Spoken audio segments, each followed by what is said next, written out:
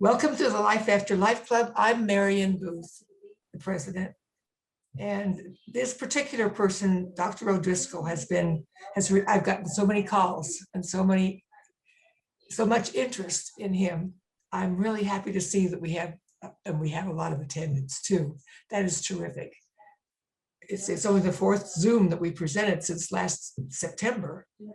And so hopefully by next September, we'll be in person. That's my biggest hope. The talk is scheduled to take about an hour, followed by time for your questions. It's my really great pleasure, and I'm so glad he's here. We've been waiting for this one. Dr. Jeff O'Driscoll. Thank you for having me. It's so wonderful to be with you all. We're thrilled. I was slated to be there in person several months ago, and that didn't work out so well.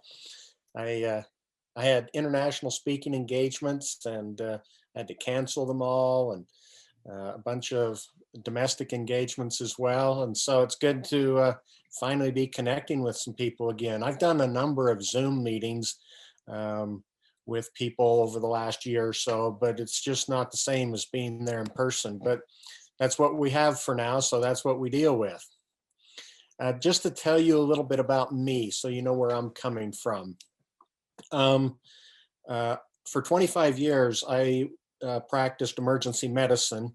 I was a physician in a major trauma center. It was a level 1 trauma center with academic affiliation. So we had residents and interns and all that going on, medical students.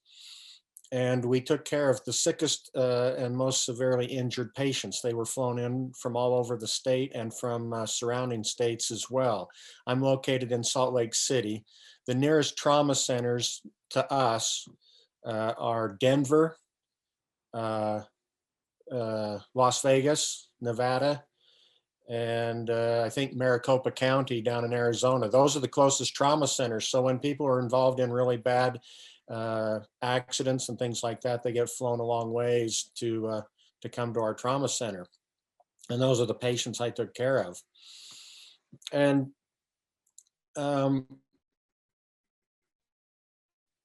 I occasionally had these profound spiritual experiences in the emergency department. Sometimes I would literally see souls leave their bodies when they died, and they'd communicate with me before they left. But I never spoke about it. For 25 years, I never talked about it.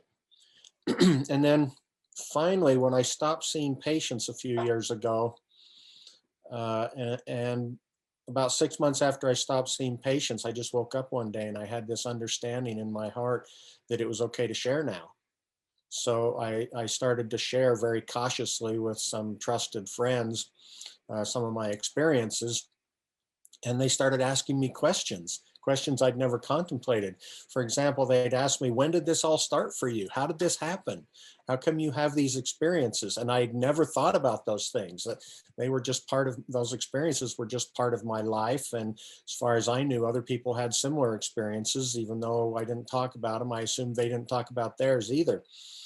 But as I was bombarded with these questions, I started to think about, well, when did this happen? How did this happen? And it took me back to my childhood.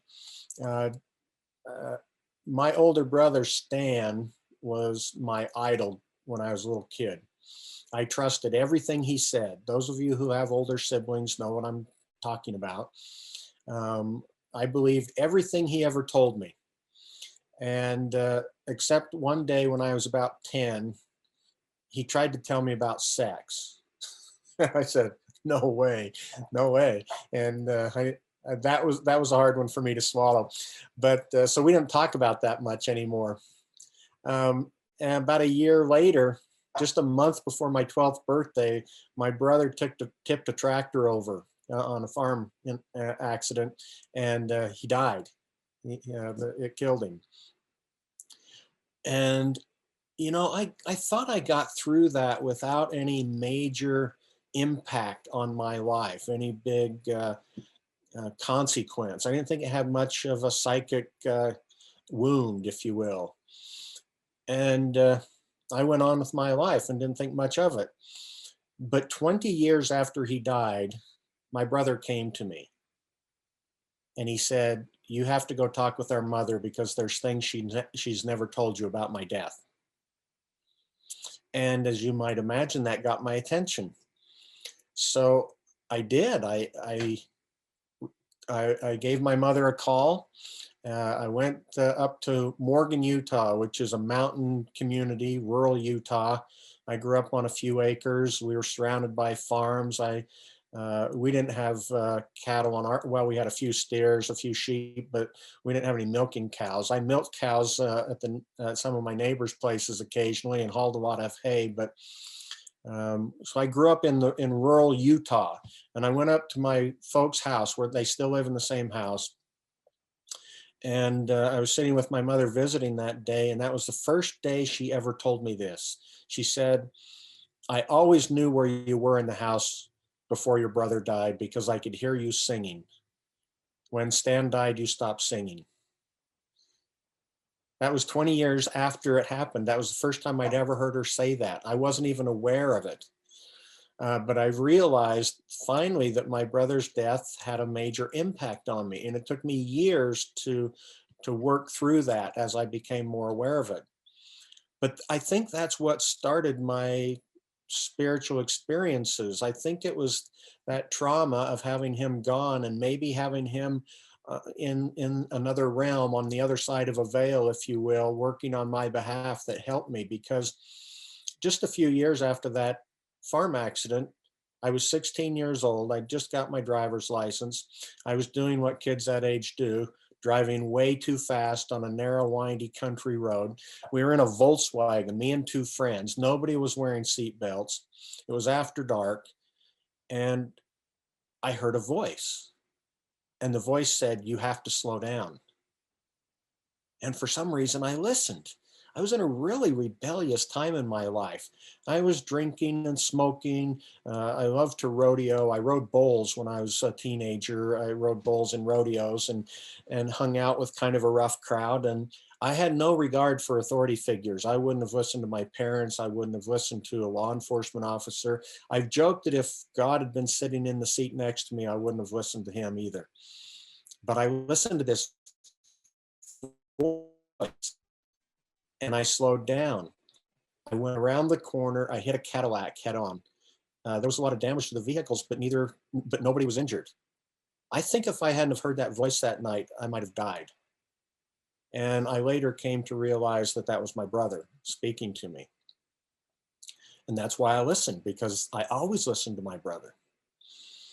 And over the years, decades really, I'd get these messages and they became more frequent and more clear.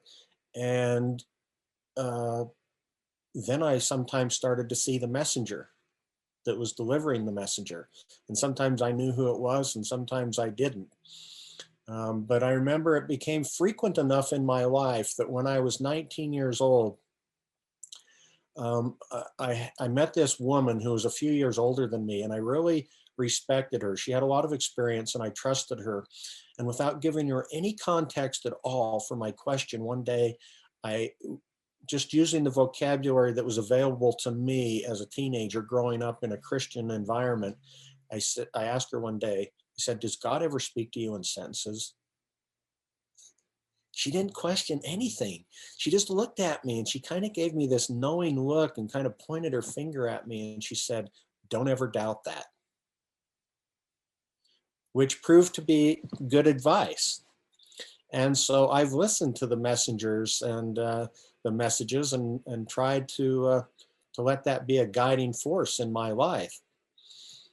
After I was practicing emergency medicine, one day, this guy, his name was Jeff Olson, and I can say his name because he shared this publicly. I'm not disclosing any confidential medical information. His name was Jeff Olson, still is. And he crashed his car in central Utah. He was traveling with his wife of 10 years. Her name's Tamara. He had his 14-month-old son, Griffin, and his 7-year-old son, Spencer, in the car with him. He's not really certain, but he thinks he fell asleep. He swerved, the car rolled down the freeway at high speed. It was a horrific crash. instantly took the life of his wife and his 14-month-old son, Griffin. And it nearly took his life. He had bad chest and abdominal injuries, bad injuries to his extremities. He didn't have a bad head injury, fortunately. They extricated him from the car and took him to a local hospital where they stabilized him as much as they could. And then they flew him to my hospital in Salt Lake City. And I wasn't planning to see him. Another emergency physician and the trauma team were in the room taking care of him. And I walked into the trauma room and he was unconscious on the gurney. Everybody was taking care of him. Standing above the gurney in the air was his deceased wife, Tamara. And I saw her. And I knew who she was instantly, even though I'd never met either one of them. The whole room kind of got quiet for me. It was like turning the volume down on the television. Everybody else was still talking and doing things, doing their jobs. But for me, the room was quiet. And Tamara communicated her profound gratitude for the care her husband was receiving.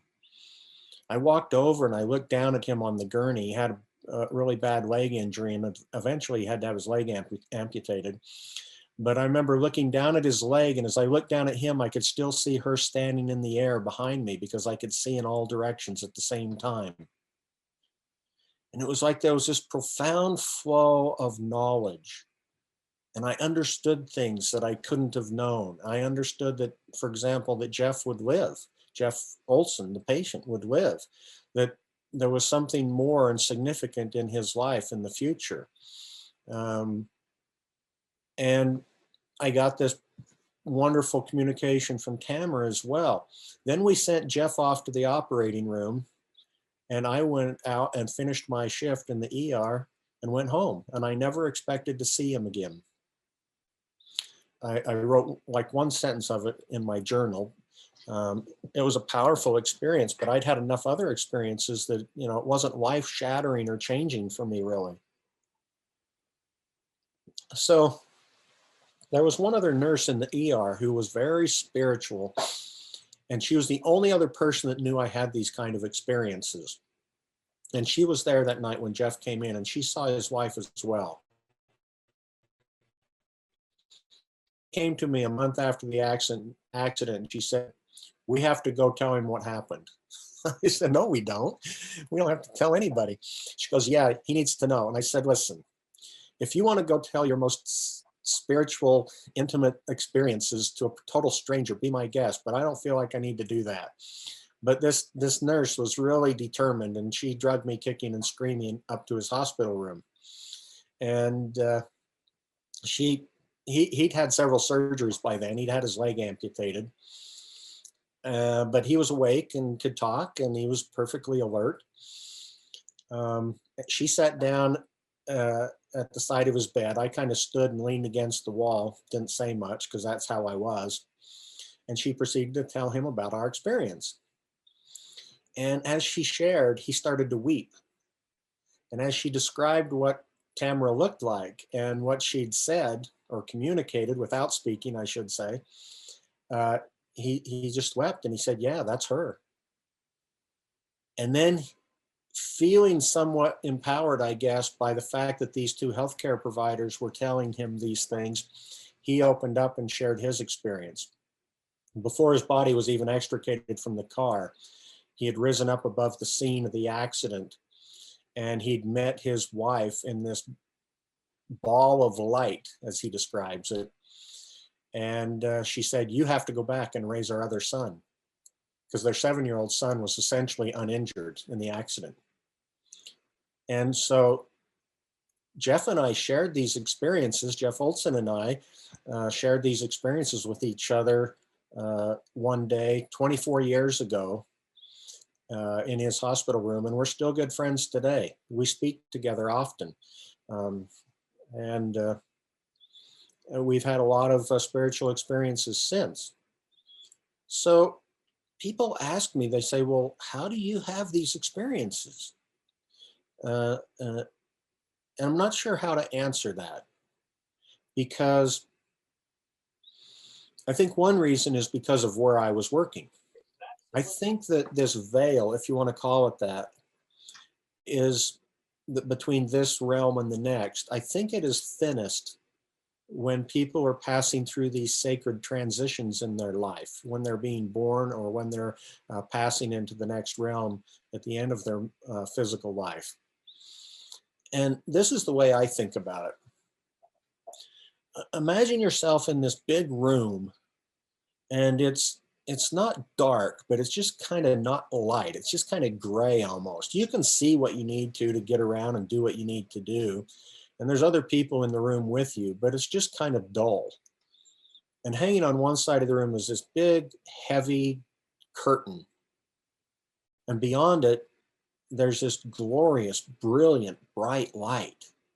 But you can't see it because it's on the other side of this curtain. And the same's true on the other side of the room, another curtain like that. Now imagine suddenly the curtain is drawn back on one side of the room and someone enters.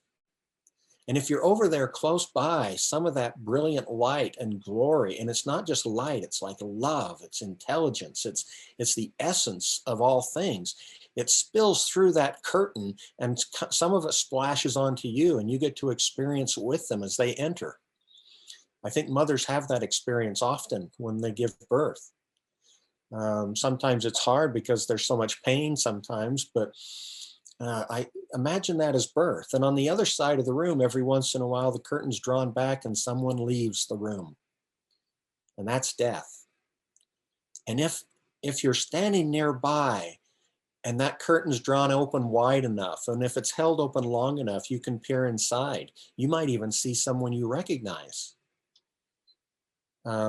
before it closes again.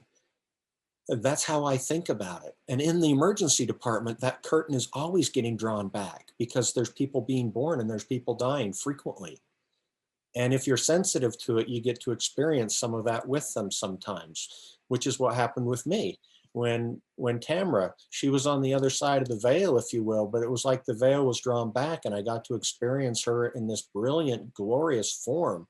Some people might call it a spirit. Some people call it a soul. Some people call it consciousness. Whatever word you use, the words are irrelevant. In fact, the words are inadequate. Some people that have these near-death experiences talk about how inadequate the words are. One in particular, he was a child when he had a near-death experience like this. He left and was resuscitated. And he said that the communication on the other side was so much more complex and so much more able to convey these principles, these concepts, and they just flowed easily. But when he came back to this life, it was like he'd taken this huge, beautiful, multidimensional experience and he had to collapse it and flatten it, is the word he used. They flatten it to be able to try and communicate it with words in this realm. So it really handicaps you when you think about how to understand these concepts people are trying to describe. People say, well, did you see her with your physical eyes? And it feels like I saw her with my physical eyes. But if I was seen with my physical eyes, everybody standing next to me would see the same thing, I presume. So this is the way I think of it from a medical perspective. Because I'm a doctor and I think about things from a medical perspective. I had a very traditional Western medicine education, very left brain scientific mindset. That's how I approach things. Just the facts, ma'am. That's what I want. Show me the data. So I think of sight as these electromagnetic waves. Depending on their frequency and their wavelength, they convey different colors, if you will. They go through your cornea, through your lens, they get focused on your retina. The rods and cones in your retina convert them to electrical signals, which then travel down the optic nerve. They cross over to the other side at what's called the chiasm. And then they go to the opposite occipital cortex, and the brain interprets those signals and generates an image. That's how sight works from a medical perspective. When I see things spiritually, it's like it bypasses all of those steps and I just get the pure, refined, perfect image without having to go through all those physical things. That's how That's how it works for me, or how it seems to work. That's the best description I can give, because a lot of people ask me about this. So for 25 years, I never spoke about my spiritual experiences. I walked into the hospital one day. I was logging onto the computer, hadn't even started my shift, and I became aware of a presence, a spiritual presence, standing at my shoulder. And I'd had enough experiences by then. Intuitively, I knew that it was the soul or spirit of the person that was around the corner in the room that a team of providers was trying to resuscitate. She was unconscious. She was intubated. They were actively doing chest compressions. And yet here her soul was standing next to me, asking me for help. So I stopped what I was doing. I walked around the corner and into the room. Nobody paid any attention to me at all because I was in my work clothes. I was in scrubs. I might have had on a white lab coat. I don't remember. And I was coming to work. So for me to walk into the room, nobody paid any attention. The doctor in charge continued to give orders. Everybody kept doing what they were supposed to. They completely ignored me. There was only one little spot at the side of the gurney that wasn't surrounded by people. And I walked over and I just gently rested my hand on her leg, because I've learned over the years that touch is very important in these experiences. As I touched her, she asked me, "Can I leave?" And I thought, why are you asking me? Who am I? And why do you think I have that answer? And even as I'm contemplating this, I get this flood of understanding from some divine place. And mind you, she's communicating telepathically. She's unconscious with a tube in her mouth. And I silently communicated back to her what had come to me, which was, if you think it's the right time for you to go, and you feel it's the right thing for you to do, I think it's probably okay. And as I communicated that silently back to her, she rose up out of her body and stood in the air above the gurney. And she had this brilliant light and love about her that just filled me. Appearance of her physical body, but she looked like she was less than half the age of the body she'd just come out of. She looked like I imagined she looked in the prime of her life. And even though she looked so much different than the body, I knew, I just had a knowledge that who she was. I understood who she was. And nobody else in the room was aware of what was going on. They kept doing chest compressions. They kept giving medications. They kept doing everything. She thanked me, and then she left. And I turned around and walked out of the room. And as I'm walking out of the room, I hear the physician in military time pronounce her time of death. And I thought, yeah, I know. I saw her leave. And then I walked out and logged onto the computer and started my shift. That's how my day began that day. The reason I share that is because I think it's really important for us to realize and remember that just because someone's not in their physical form anymore doesn't mean they cease to exist. Doesn't mean that they don't know who we are, that they don't care about us, that they don't communicate sometimes with us. Now, I don't know who this person was in this life. I don't know that I'd ever met her before. And I don't know why she called on me, other than that maybe she knew I'd listen. Maybe she knew that I could communicate with her in some way. I don't know. But if you think back in your life, you've had these kind of experiences, if not with somebody that's a spiritual being outside of their physical form, you've probably had the experience with somebody that's in their physical form, that they just communicated with you, they looked at you, and you just knew that there was something deeper and more significant than that moment somehow. And we tend to brush these things off. We kind of think that they're insignificant or that they're imagined. And we don't act on them much. I'm here to suggest to you maybe we should act upon them more. The title of my talk today for the purposes of communicating it to you guys as a group. They asked me for a title, and the title I gave was How Seeing Beyond the Veil Helps Me Live in the Present. This is one of the things that I learned. When you have these experiences that feel more like a moment, take note of them, be cognizant, trust them, believe them, go forward with them. You might even silently in your mind or in your heart ask the question, what am I supposed to learn from this? What am I supposed to do? And you might be amazed at how clear things become when you ask those questions. We tend to think that, at least I thought this for many years, that spiritual experiences come upon us at their own will and wish and whim, and we have no control. And to some extent that's true, but I've learned that when we're sensitive to these things, when we're open to them, we can receive more. We can make ourselves ready, we can open our heart, and we can experience more of a spiritual nature when we're willing to do it.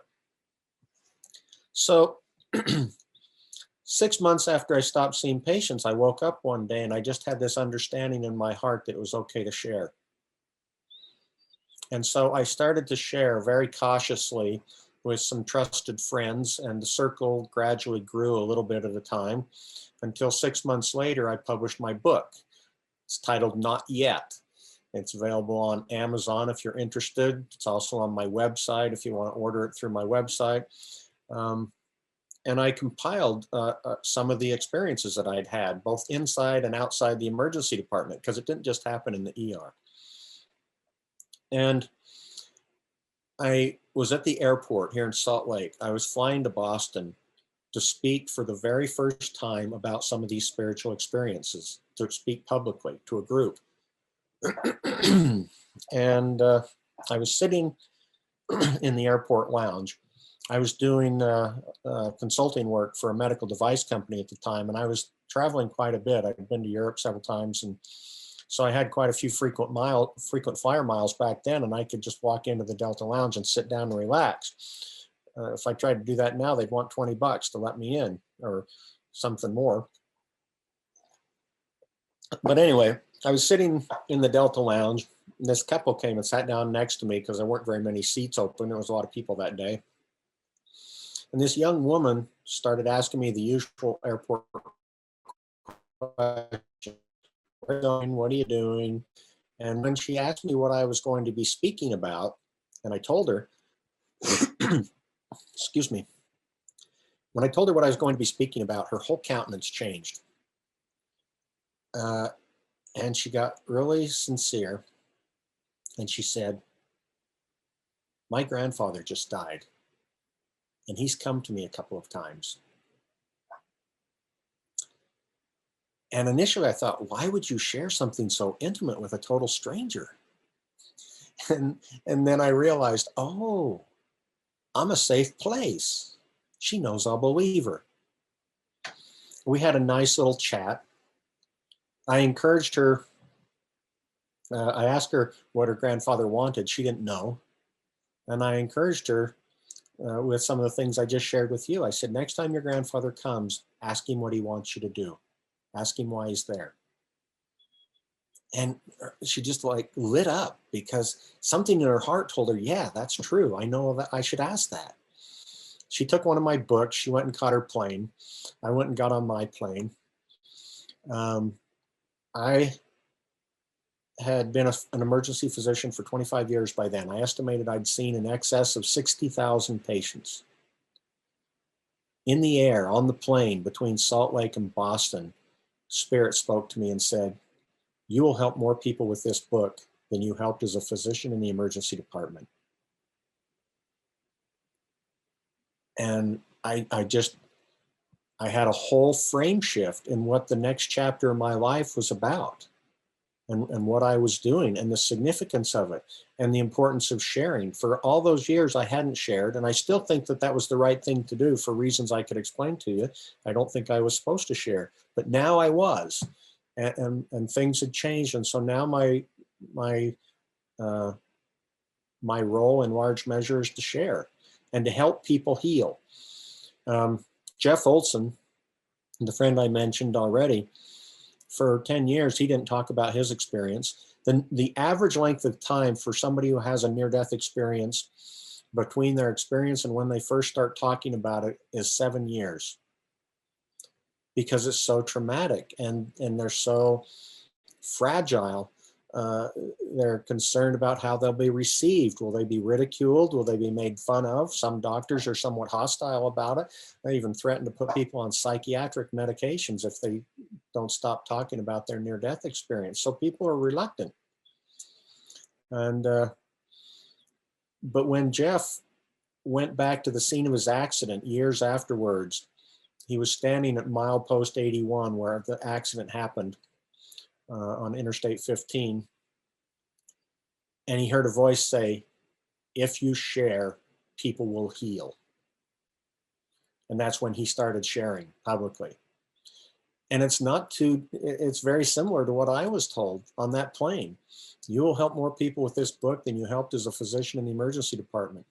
And as I was writing the last lines of my book, literally the last chapter, the last few sentences of my book, I was writing when I felt a strong presence behind me. So strong that it made me weep. And I didn't recognize the presence. And I finally asked, I said, "Who are you?" And he said, "I am your brother."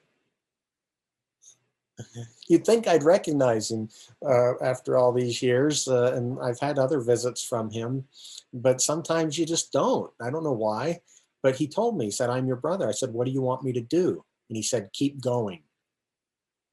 When he said it, I thought he was talking about the book. And in fact, I think I typed I think there's a sentence in that last chapter about keep going. But I was literally writing the last sentences of the book. It was published shortly after that. And when I had that experience on the plane going to Boston, I realized, oh, he wasn't talking about the book. He was talking about sharing. He was talking about teaching. He was talking about helping people heal. He was saying, keep going, keep speaking, keep sharing. And so that's what I try to do now. And so that's why I'm so grateful to be with you guys today. So how do these experiences help me live in the present? This is another thing that I learned. When I was an undergrad student, I was so looking forward to going to med school. I thought, oh man, when I get in med school, everything's going to be great. I don't have to do all these crap courses that aren't going to be important to me. I'll be studying medicine. I'm going to be so happy. And then, I'm in medical school.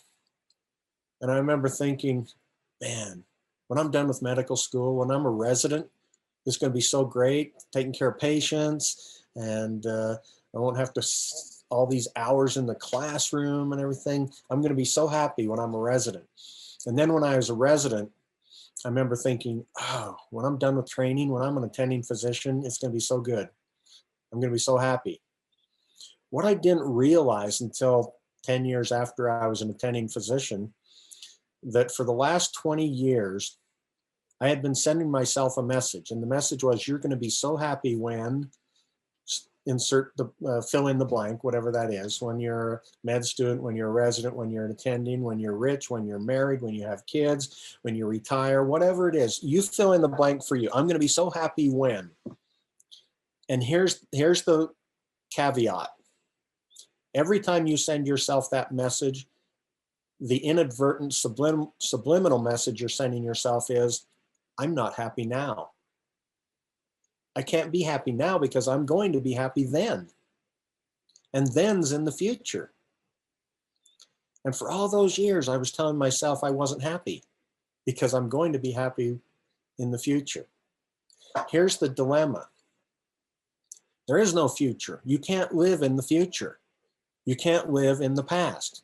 So I could have these brilliant, beautiful spiritual experiences in the past, and I could think about them. I could learn from them. I could ponder them. I could be grateful for them, and I am. But they're in the past.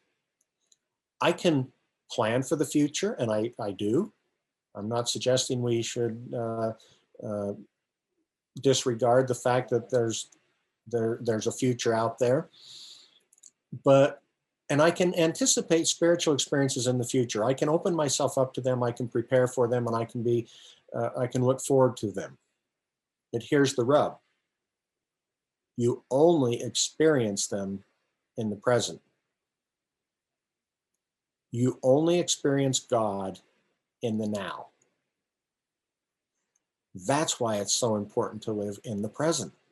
I used to think that was so cliche when I heard people say that. I thought, oh, gee, the future hasn't happened. The past is gone. You have to live in the present. I thought I'd roll my eyes.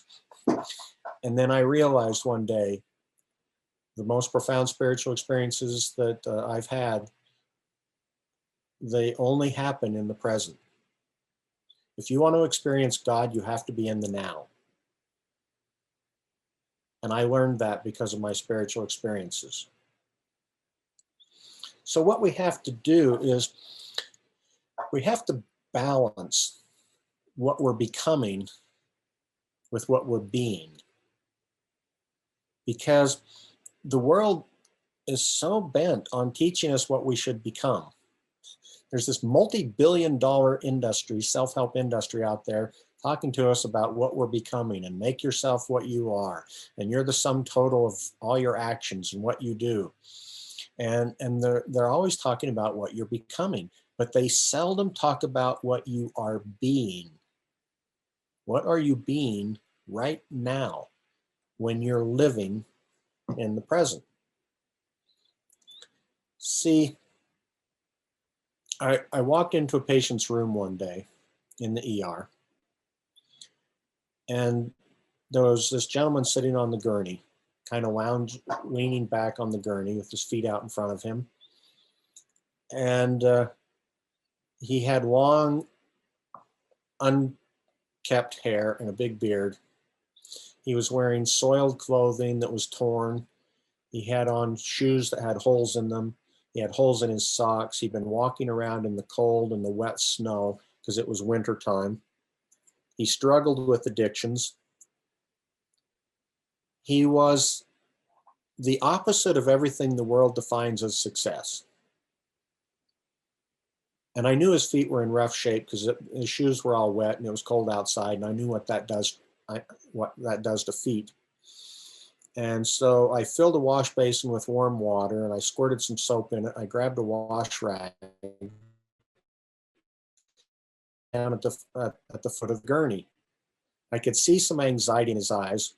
I could tell he was uncomfortable. He tried to lean forward to start untying his shoes, but I could tell it was painful for him. So I just motioned for him to sit back and lean back, and I took off his shoes and his socks.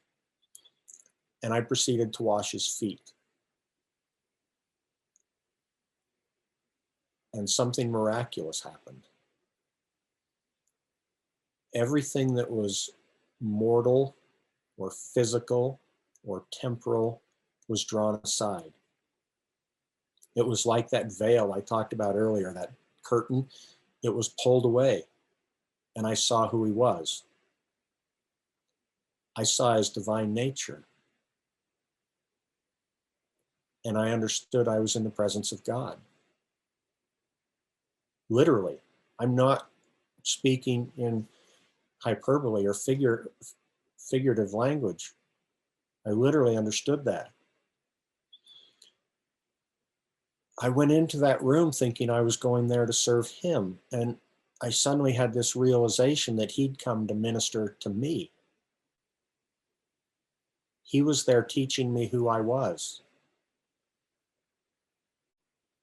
And I viewed every soul I've ever encountered differently since that day, because I understood that we're always in the presence of God, whether we're sitting next to somebody in church or in the gutter. That's who they are. And importantly, that's who we are. That's who you are. I understood that every soul, regardless of how we view them, regardless of how they look on the outside, is a divine, infinite being of eternal, unchanging worth. That man was the antithesis of everything the world defines as success. And yet he was divine, and I experienced it. And I'm grateful for it. See, when the world tells you you are what you do, and religion tells us that a lot too, we have to do all the right things so we can become what we need to be. But that is a disservice to the realization of who we are. It's an inappropriate focus on what we're becoming and not enough focus on what we are being.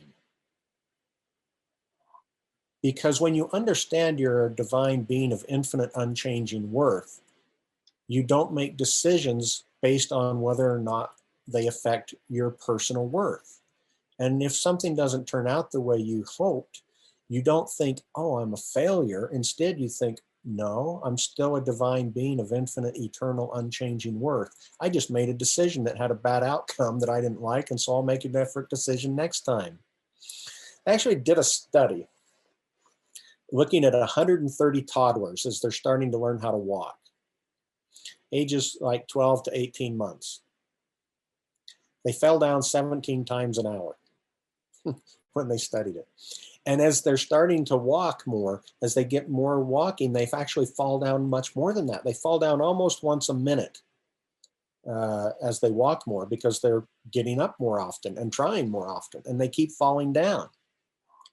Nobody ever labels those children as fallers. Just because they fall doesn't make them fallers. When you fail at something, it doesn't make you a failure. We don't label them as fallers because we see their greatness. We see their potential. We know that they're toddlers. And we don't think that their infinite worth changes because they're falling down a lot. We need to take a lesson from that. I was getting ready to speak to a large group of people once, and I take this very seriously. I try to connect. I try to meditate and connect and get centered and ask, what is the message? And I was doing that on this occasion, getting ready to speak to this group. And a clear, distinct voice that I've come to love and respect and honor through the years spoke to me and said, tell them they're enough. Tell them they're divine. Tell them they're loved. That was the message. And I usually share that as part of my message whenever I'm speaking to a group, because it's so powerful and because it came to me in such a profound way. Shortly after I'd given that talk, I was speaking to an acquaintance who is a very highly compensated international public speaker. He travels around the world speaking for lots of money. Sometimes I'd like to get paid what he gets paid to speak. But that aside, I asked him a question, and he must have thought I was asking for free advice, because he launched into this canned speech about what you have to do to be successful, and you gotta know your audience, you have to adapt your message to your audience and do all these other things. And he rambled on with all this unsolicited advice. And a few days later, I was on my way to see a client, and I was pondering what he said. And I remember asking and thinking to myself, how do I adapt the message? And the voice that had spoken to me a couple of weeks before came back and said, I gave you the message. I'll bring you the audience. I thought, okay, good ego check there, you know. So I try to honor that, and I share frequently that message. You are enough. You are divine. You are loved. You know, they did a poll of 2,000 people. 8 out of 10 of them felt that they were not enough in some way or another. The number's a little bit lower for men. It's a little bit higher for women. When you average them together, it's 8 out of 10 feel that they're not enough. It's because they don't understand what that homeless man taught me. You are divine right now. You are enough just as you are right now in this instant. Don't believe the messages of the world that tell you you have to do something more, you have to be something better. I think of it this way. This is kind of out there for some of you, so stay with me if you can. For most people, perfection is a concept of something they're going to be, hopefully, maybe sometime in the future, way, way in the future. But think of it this, I'm a sculptor. And when I sculpt something, I conceive it in my mind. And in my mind, before I even start sculpting, it's perfect. But that doesn't stop me from sculpting it in clay. And when I get the clay exactly the way I want it, it's perfect. But that doesn't stop me from casting it in bronze. And the fact that I cast it in bronze doesn't mean that it wasn't perfect in clay. Because I'm not talking about steps of becoming perfect. I'm talking about states of being perfect. And that's the way we are. We are in our perfection in the present, right now. It's just like the spiritual experiences or the divine experiences I mentioned previously. You can only experience perfection in the present.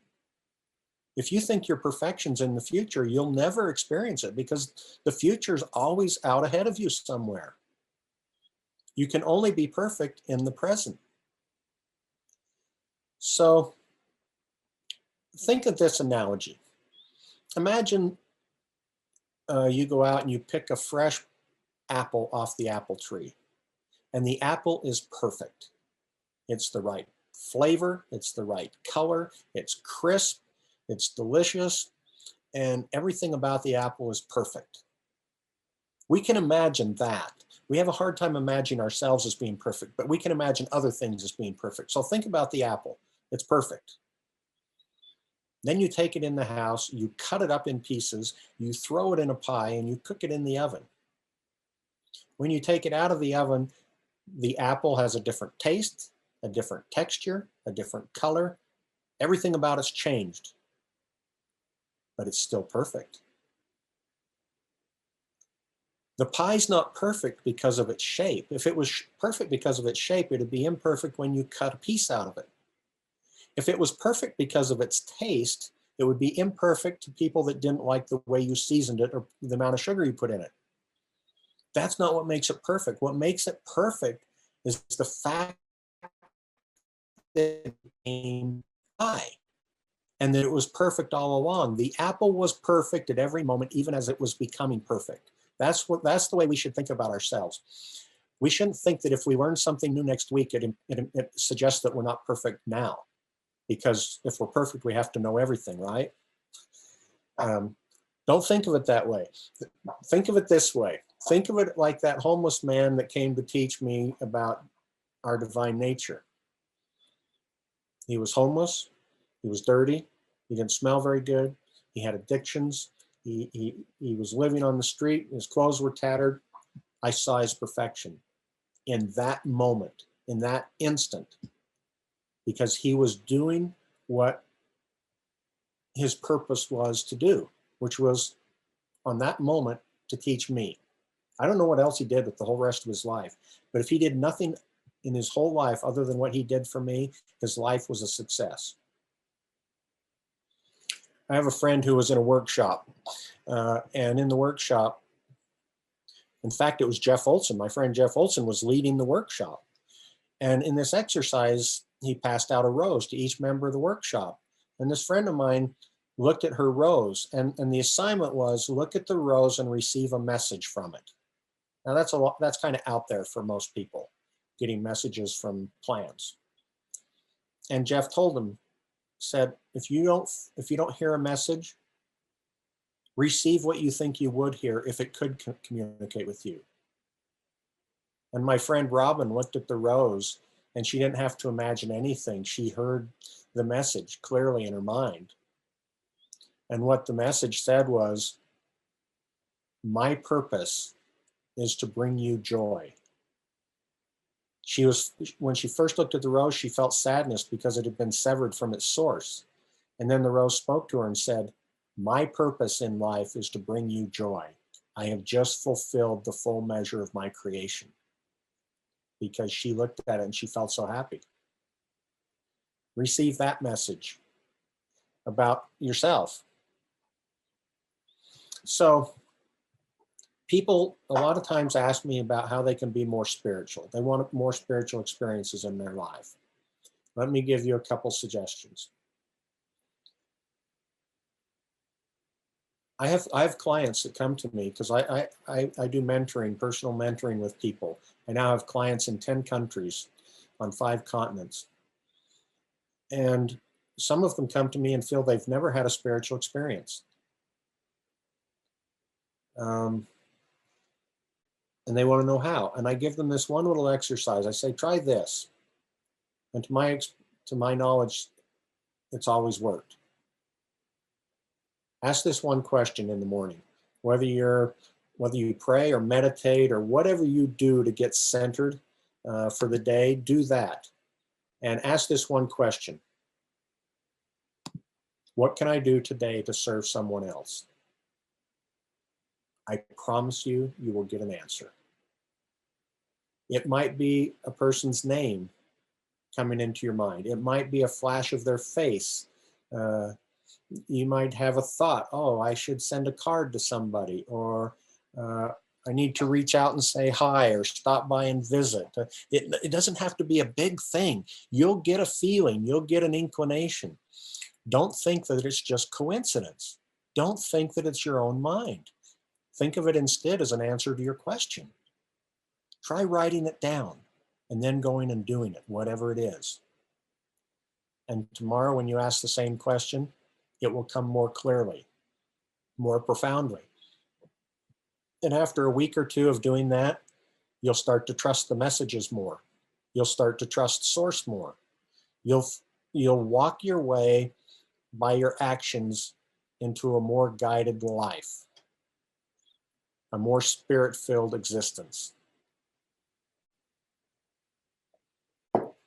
If you want to hear more or see more, try writing things down. When you have a message that comes to you, write it down. Write down every detail you can about the message and the messenger. And don't just write what you hear or what you see, write what you feel, because spiritual communication is so much about feeling. Honor the feelings you get and follow them, and you will find yourself being guided more fully, more frequently by spirit, by source, by God. How does seeing beyond the veil help me live in the present? That's how. I know that souls or spirits or angels or source, God, is always around us. We always have companionship. We always have help when we are sensitive and open ourselves up to receive it. And when we live in the present, not worrying about the past, not fretting over the future, living in the present, we can walk a more spirit-filled life. These things I know from my personal experience. So, the person next to you is always divine. You're divine. Take that home today. Do with it what you will. Let it fill your life with joy. And with that, I'm happy to take questions. My name is Renee. Can you call or invite someone who's passed on to visit you? I often ask my parents, they've been gone 20 years, and I don't get them often. Once in a while, they'll come in and say, what do you want? We're working in the other world. And what is it that you want? So can you invite them, or are we disturbing? I think you can always invite them. You see, I think about spirits or angels simply as human beings that are no longer in their physical form.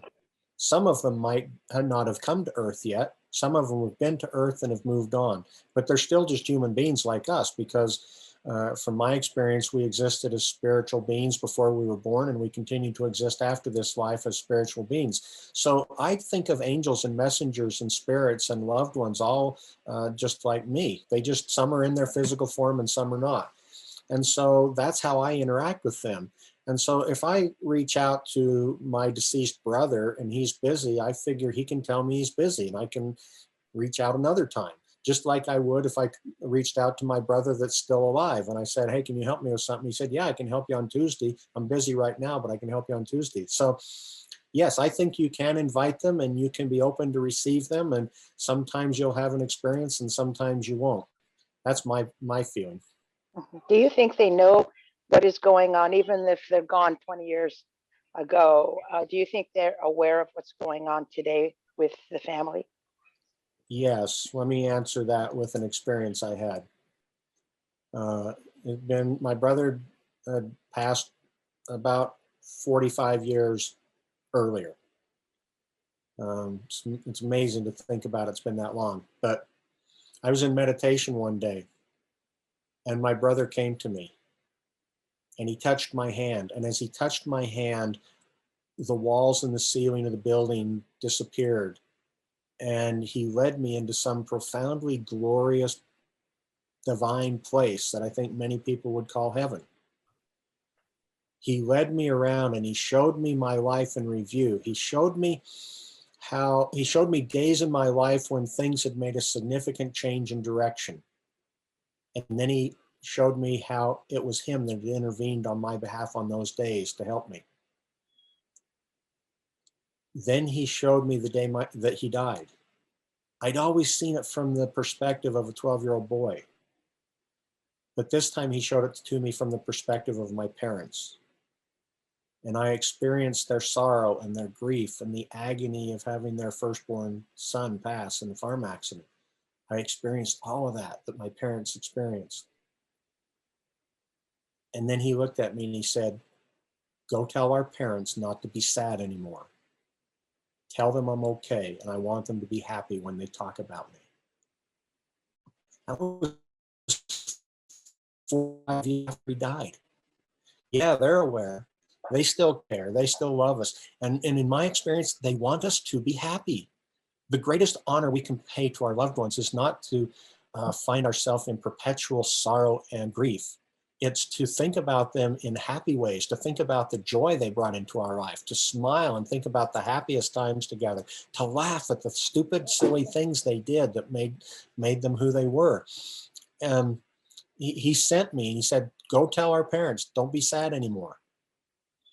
So this is something I didn't know until that day. It took me about 3 weeks to work up the courage to go have that chat with my parents. And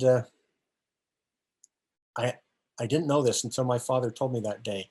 My brother had come to my dad that summer, the beginning of the summer, and he said, I want a new pair of cowboy boots. They were like $125. That was a lot of money back then. My father said, I can't afford that. My brother said, oh, no big deal, Dad. I got a job on a ranch at the other end of the county. I'll earn the money. So that's how my brother wasn't working at home when this happened. He was working on a ranch in the other end of the county. So on the day he died, the local pastor drove 20 miles to my father's workplace to give him the bad news and to drive him home. My father was at lunch. He came back from lunch and here's this man sitting in his office. You can imagine how horrible that must have been to walk into the office. So like getting a call from the highway patrol at 3 a.m. And he looked at my father. He said, there's been an accident. Stan's hurt. And my father said, how bad is it? And the man said, he's dead. And my father said, my son's dead over a pair of cowboy boots. See, I had never known that. 45 years, I'd never known that my father was carrying around all that undeserved guilt. And then I understood, my brother explained to me why he'd sent me to give that message to tell him not feel bad anymore. It was because he knew my father would relate that story to me. And then he gave me the message from my father. He said, tell him not to feel guilty anymore. It wasn't his fault. So yeah, they still know about us. They still care about us. Thank you so much. I have a question because I've always been quite skeptical and I'm looking for answers. When you say you're talking to people or they're visiting you, do you physically see them like you're in the same room with them, or is it just a vision or a sound? Or, I mean, do you actually see them in reality, or you, I don't understand it. Yeah. Sometimes I hear a voice. Sometimes I get a flowing of knowledge and understanding. Sometimes I see a vague image, and sometimes I see an image of a person as clear as if they were in physical form standing in front of me talking to me. I've had all of those experiences. And that's why I explained it the way I did earlier. It's like I'm seeing with my physical eyes, only it's more clear. It's more perfect, more effortless. And it's like it bypasses my physical eyes, and I just get the profound, pure image that doesn't have to be processed by my physical brain. You know, my friend Eben Alexander, you may have heard of him. He was a Harvard-trained neurosurgeon, wrote a book, Proof of Heaven. And he was a pure materialist.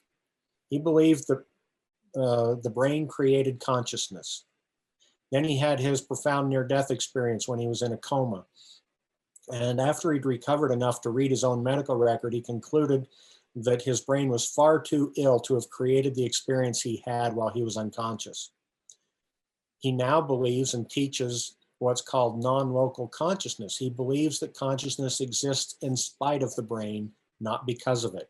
And that in fact, the brain acts as a filter to allow us to function in this realm without being continually distracted. The way Bruce Grayson, those of you who know much about near-death experiences know that Bruce Grayson has been studying it for 50 years. He may be the world's premier expert on it.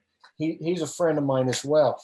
He just published this book. If you're not aware of this book, After is the title of the book. He describes the brain's function. It's like if we didn't have the brain and the filter, it'd be like watching television with all the stations on the screen at once, all playing at the same time. You just can't function that way.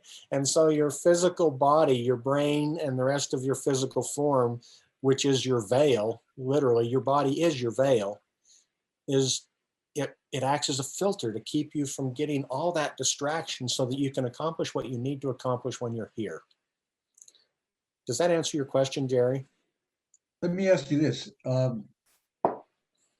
These souls that you're talking about, they exist in a place? I mean, do you ever believe that you're going to join them someday and actually connect again? I mean, they're talking to you about things and they must be someplace. And after you go, do you go to the same place? I trying to understand this. And I don't know that it's heaven, it's the spirit world or whatever, but Yeah, I don't know where it is either or what it is exactly. And I think of it less as a place than as a state of existence. We tend to think about things geographically, and maybe geography still exists for them. I'm sure it does in some form, but they can be where they want, when they want, instantaneously. I think that heaven, if you want to call it heaven, is increasingly in this space, in this realm, and we fail to perceive it. I think my brother is closer to me than I realize most of the time. But what close means, I'm not entirely certain. I'm not sure how the physical realm works outside of the physical body, because think of it this way. Imagine yourself as a two-dimensional being living on a sheet of paper. And the only thing that exists for you is width and length, because you're a two-dimensional being. And on one corner of the paper is a big A with a dot by it. And on the other corner of the paper is a big B with a dot by it. And some other two-dimensional being tells you, I want you to connect A and B in the shortest possible distance. And you say, of course I will. And you draw a straight line from A to B. And that's the shortest possible distance from A to B in your world. Then a three-dimensional being comes walking along and looks at the situation and hears the request and reaches down and simply picks up the paper and folds it in half until A and B touch and they become 1 point. It's a much more elegant, simple solution, but it's not available to the two-dimensional being. You have to be a three-dimensional being to conceive of it. I think that we are multi-dimensional beings, and we are in this physical form, which dramatically reduces our ability to conceive of the other dimensions in which we might dwell free from the physical form. And so we talk about it in the best way we can, but we're so limited, it's hard to convey the idea. I think time, for example, is perhaps a purely mortal construct. I'm not sure time exists at all in the next realm. From my experiences, my conclusion, if it exists at all, it's irrelevant because we can travel through it in any way we want, backward or forward. So that's kind of a big answer to your question, but that's how I feel. David, you wanted to say something? Yeah, hi, thank you. Yeah, I have a question. It's, I've read a lot about this. I've read, of course, The Proof of Heaven and many, many other books. And there's just so much evidence out there that something special is happening. My question really is, why do you suppose some of you, and you in particular, but others too, have these experiences and many of the rest of us don't? I sure would like to have something. I mean, I believe that this is really real, and I've talked to it to my cousin and my close family about it, and my brother is in the opposite world, but my sister and I are able to have conversations.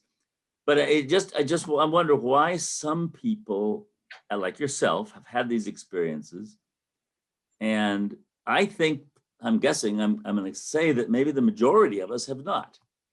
Just your thoughts on that. That's a good question. And my short answer is, I don't know. I don't know why I have experiences and other people don't. I have friends who have these profound, wonderful, frequent dreams. And I've had a few dreams and I love dreams and I'd like to have more dreams, but I don't. I have other friends with other gifts that I think would be really wonderful and I don't have them. And I don't know why.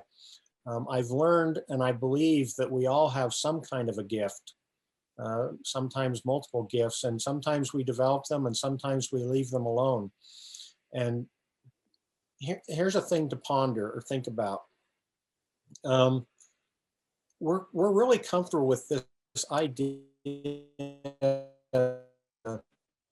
people can be born with a musical gift, but they still have to practice 40,000 hours to become proficient on their instrument. But we tend to think that spiritual gifts somehow come upon people perfected, just ready to be exercised without any effort or practice. And it's been my experience that that's not the case.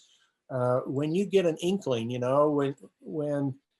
when you're driving down the freeway and you have this impression, I need to take this exit. I don't know why, I just need to do it. You have a choice there.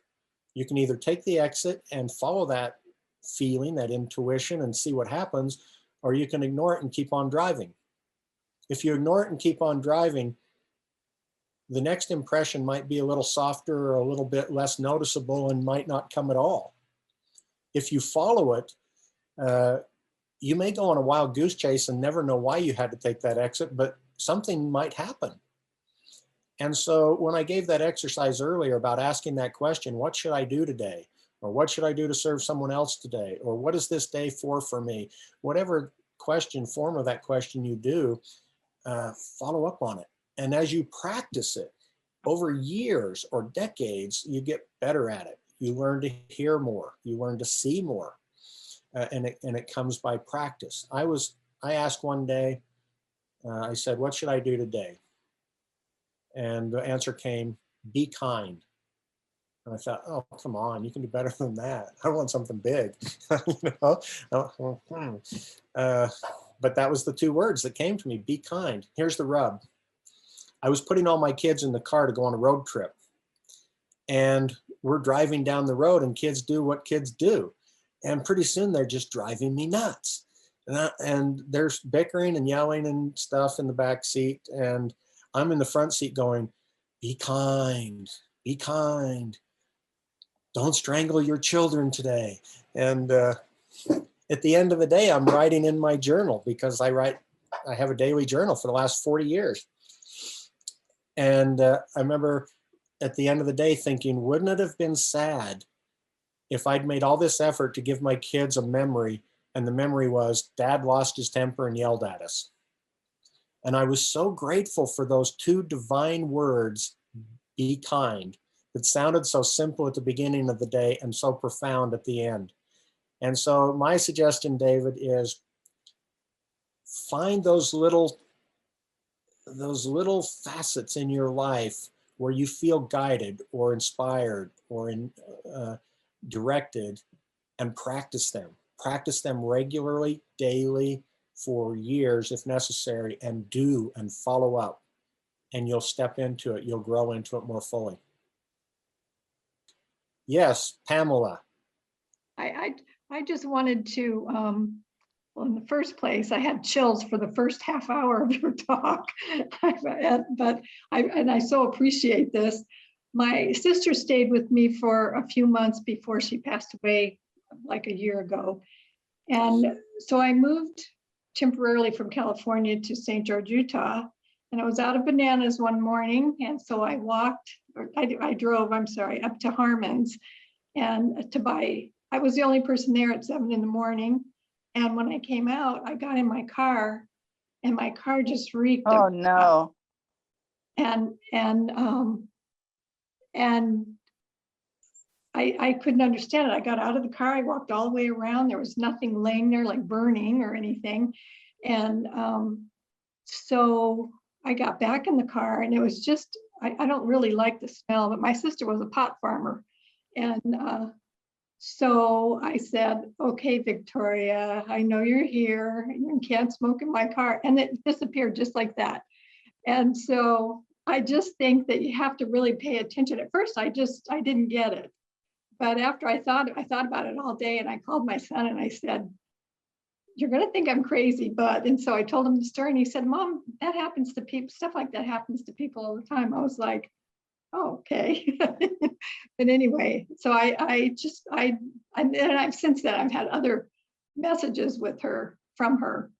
So that you just have to, I think, really notice some things. I wouldn't have, probably a few years ago, I wouldn't have considered that to be a message from her, but I don't know anybody else that smoked pot. Good. No. Thank you. That's beautiful. I love that. Me too. My brother Stan, his full name was Stanton, but we never called him Stanton. We just called him Stan. And when I bought this house that I live in now, the person's last name was Stanton, and never thought anything about it. Bought the house, been living here for almost 30 years now. And just a few months ago, I was out in the back by the garage, and I was thinking about my brother for some reason. And I looked down, and the name Stanton is carved in the concrete next to my garage. And I've been living here nearly 30 years and never seen it. But that day I happened to be thinking about my brother, and I looked down and it's carved in stone at my feet. So, Wow. You could argue whether that's a coincidence or something more, but I'm inclined to think that it was a little wink from heaven for me that day. Right. Yes, Muriel. My question is a little different. Do you think that your choice in medicine of trauma emergency room work was consciously or subconsciously connected to the death, the trauma of your brother? Well, that's a thought that had never crossed my mind. I guess that's possible. I'll tell you what my conscious decision was. I had a friend who, his father was a physician. He'd known all his life he was going to be a physician. I didn't know doctors' kids became doctors. I was completely naive to that, but we were juniors. I think I was a junior in college at the time. We're walking across campus one day. I turned to my friend. I said, what are you going to do when you grow up? And he said, I'm going to be a doctor, just matter of factly, like, you know, it was a fait accompli. And I remember thinking, oh, that's interesting. Maybe I'll try that. That was my decision to be a doctor. So it wasn't some great altruistic kind of spiritual thing, at least not at a conscious level. Now, possibly at a subconscious level, it was. And people have actually asked me now that I'm doing what I'm doing, whether I regret being an emergency physician for 25 years. And I say, oh no, that's what made me who I am now. Many of the experiences I had in the emergency department in ways that I wouldn't have ever had them otherwise. So maybe things lined up. Maybe my brother had something to do with it. You know, for example, when I was an undergrad, I had that strange decision, maybe I'll try medicine. That seems completely random. And then I didn't even know that that you had to do anything as an undergrad to get prepared to apply to medical school. I was completely oblivious. And so I hadn't taken any of the prerequisites. I didn't know that you were supposed to sit down with a counselor, a pre-professional counselor, and do all these things. And, but I was broke and I needed money. I needed a job. So I'm looking through the school newspaper and there's this advertisement for the pre-professional advisors looking for an assistant. And I thought, well, whatever a pre-professional advisor is, I don't care. I just need the money. So I applied for the job and he hired me. And then he got to know me. He got me taking the right prerequisites and doing the things I needed to do that I had no idea about. And then the pre-professional advisor actually writes a letter of recommendation for you and sends it to the medical schools that you apply to. So I got accepted early decision to the medical school I wanted to attend. I didn't even interview at any other schools. I canceled all the rest of my interviews because I'd already been accepted to the school I wanted to attend. So it saved me probably thousands of dollars in travel and interviews because all the interviews were done in person then. And sometime after that, some few months later, the secretary of the pre-professional advisor one day, she looked at me and she said, the guy's name was Don. She said, you know, Don took your letter back and rewrote it after he got to know you, don't you? I said, no, I had no idea. But whatever he wrote in that letter must have been good because he got me accepted early decision to medical school. So there's this whole string of things in my life that just lined up perfectly for me. And maybe it was my brother lining them up for me. Maybe that's where he wanted me to go. Well, Thanks, Maria. well, you know, the saying, there are no accidents. Yeah, or coincidences. Exactly. And I think there's a connection, but that's my thinking. Yeah. I have a whole handful of people in my life that mean the world to me. I don't think I'd have ever met any of them if I hadn't have gone to the medical school that I went to and lived where I lived. So yeah, I'm grateful for the way things lined up. Thank you. Well, I just want to say right now, we didn't have enough time. It seems like this was a marvelous conversation that you get in with us. And it's been answered a lot of questions and it's really inspired a lot of people, I'm sure. And if you ever want to chat with my friend Jeff Olson, he presents his story in a profound, marvelous way, and I can connect you if you ever are interested. Say the full name of your book again and who the two authors are. The book is Not Yet. Thank you. And you can find it on Amazon. I think there's another book, a fiction book called Not Yet, but if you pull it up with my name and the title, you'll find it. And Yeah. my website is helpingsoulsheal.com. You Good. can find my books on there as well. And it's also jeffodriscoll.com. So you get there either way. This has been a super experience. Thank you so much for all you've done. Great Keep to on be doing with it. you. Thank you so much for having me. Yeah. Thank you. Thank you. Thank you. Thank you. It's wonderful. Thank you. Yes. Thank you. Yes, thank you. All Thank the you best. very much. God bless you. Thank you. Really.